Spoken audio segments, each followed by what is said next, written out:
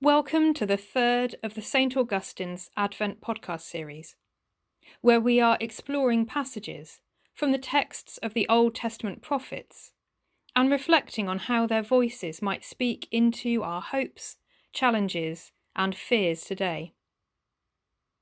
The passage for this week is from the prophet Ezekiel, chapter 34. And to start, I'll read verses 1 to 11. Before turning to a time of reflection on the chapter as a whole. Ezekiel 34, 1 to 11. The word of the Lord came to me. Son of man, prophesy against the shepherds of Israel. Prophesy and say to them, this is what the sovereign Lord says. Woe to you, shepherds of Israel, who only take care of yourselves. Should not shepherds take care of the flock? You eat the curds, clothe yourselves with the wool, and slaughter the choice animals, but you do not take care of the flock. You have not strengthened the weak, or healed the sick, or bound up the injured. You have not brought back the strays, or searched for the lost. You have ruled them harshly and brutally. So they were scattered because there was no shepherd, and when they were scattered they became food for all the wild animals. My sheep wandered over all the mountains and on every high hill. They were scattered over the whole earth, and no one searched or looked for them. Therefore, you shepherds, hear the word of the Lord. As surely as I live, declares the sovereign Lord, because my flock lacks a shepherd, and so has been plundered and has become food for all the wild animals.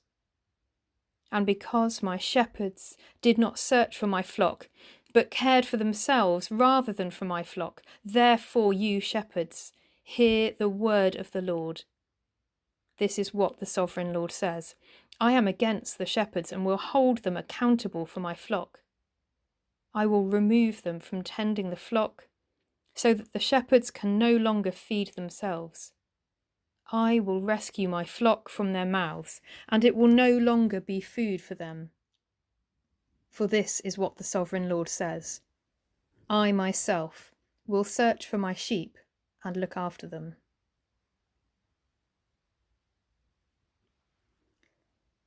The taper gently rises, offers up its gift to the candle. The wick sloughs off its wax and catches hold of the bright. Wavering, then steady, and in that moment Advent awakens. The taper bearer notices that though the candle now burns stronger, their breath is held. For the candle bears an invitation to tarry, and not to rush the season. Rushing or waiting, days fold into each other, and now 3 lights brighten the darkness, bringing the day of promise edging closer.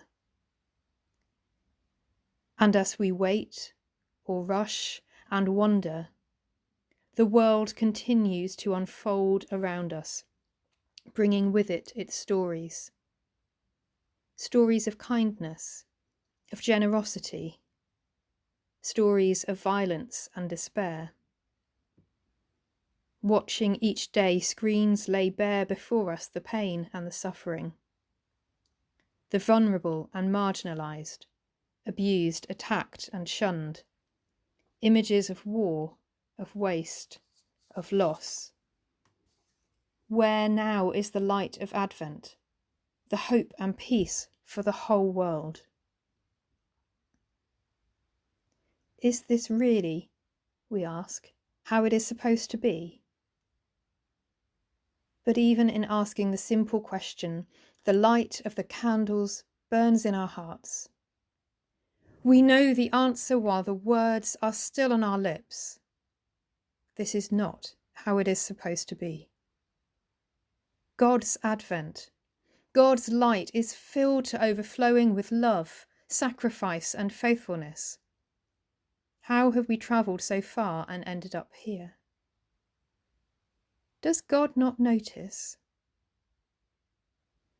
I have seen, speaks the voice of God, slow, thoughtful, and steady. He sees now, how can he not? And he saw then.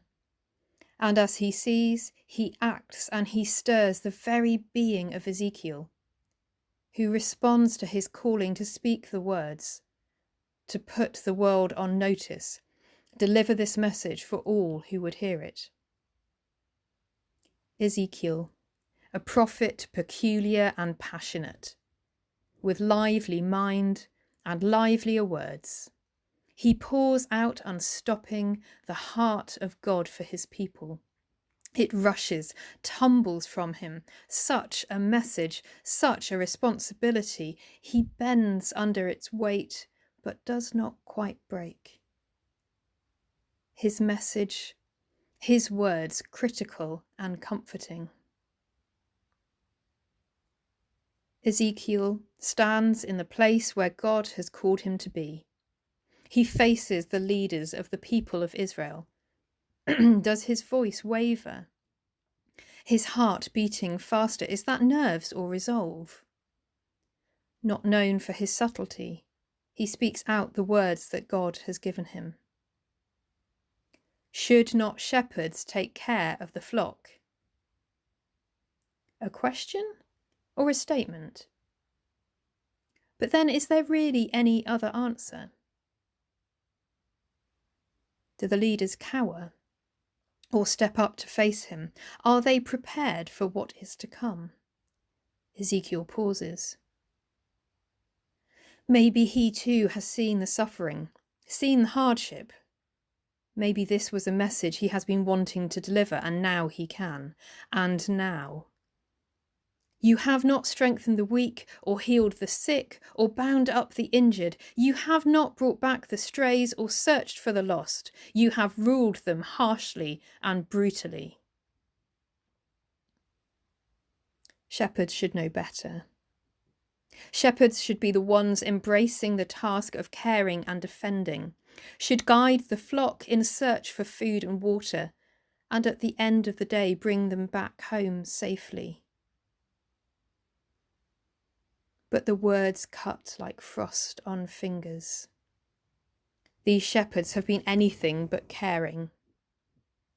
Leaders looking rather to satisfy only their own needs, who grow fat as others struggle, who neglect and abandon, who are harsh and brutal.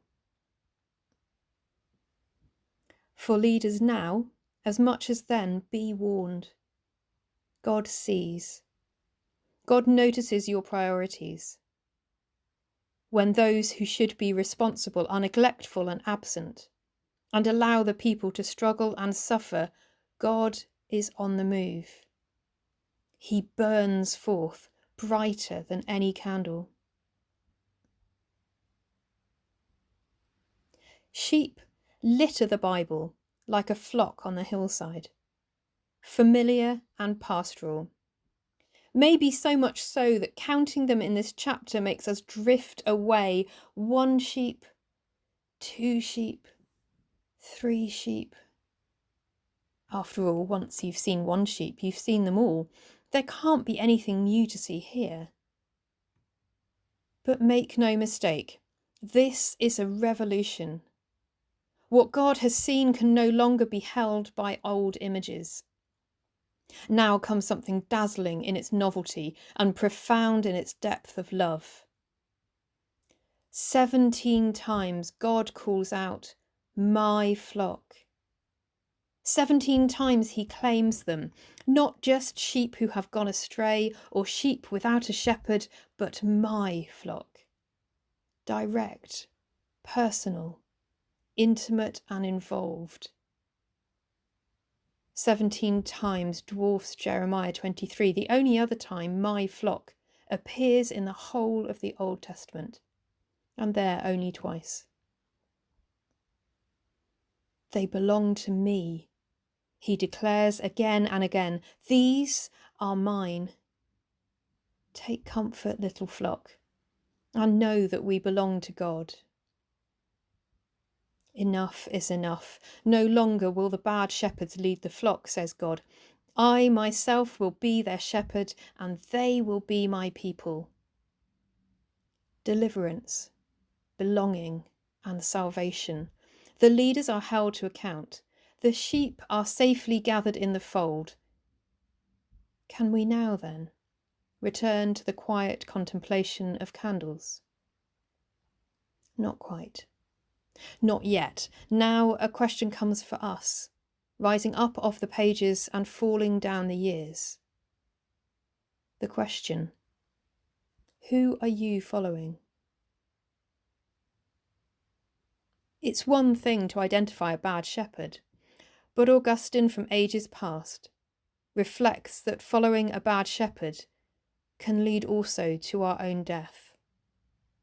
One who imitates a bad leader dies, but whoever does not imitate them lives.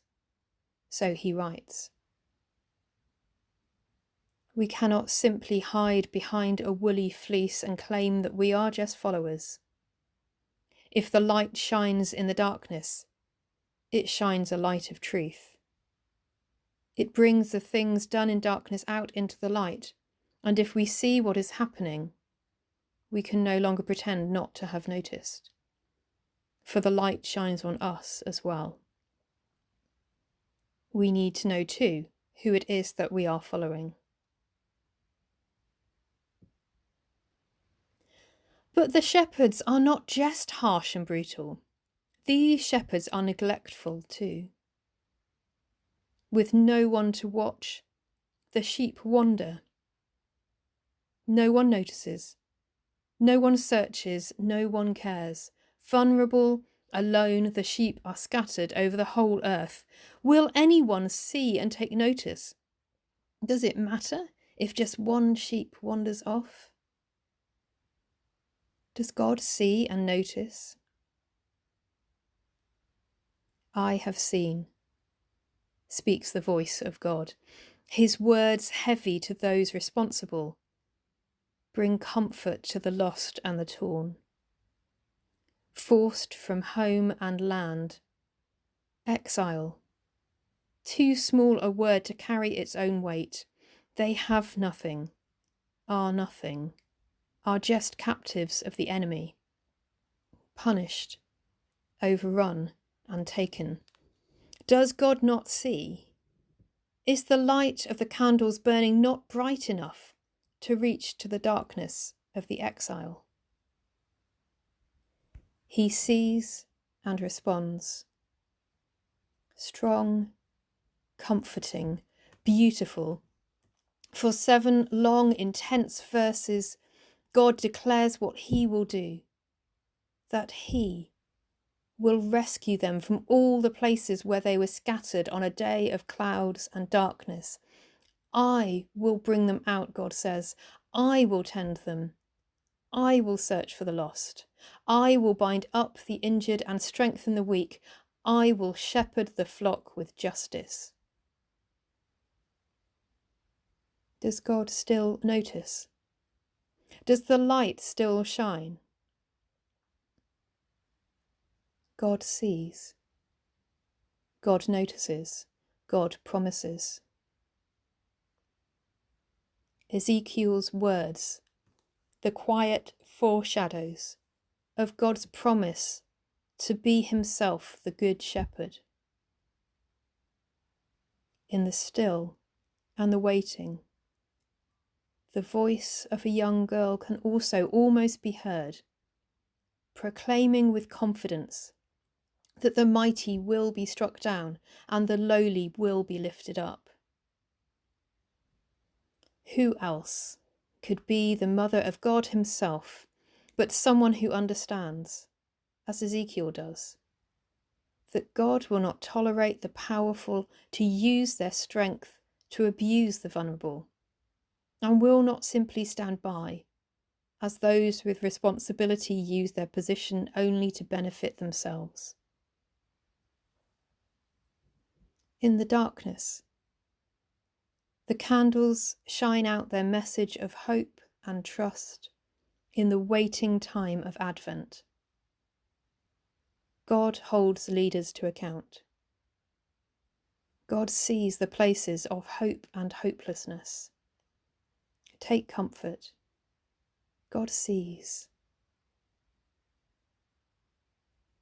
And the final promise stands. Stands long after the candles have burnt down. Stands after the wrapping paper-strewn carpets have been cleared. Stands when life resumes and waiting ceases. You are my sheep, the sheep of my pasture, and I am your God, declares the Sovereign Lord. Next week's podcast will be read by Mark and will be available on Sunday the 21st of December.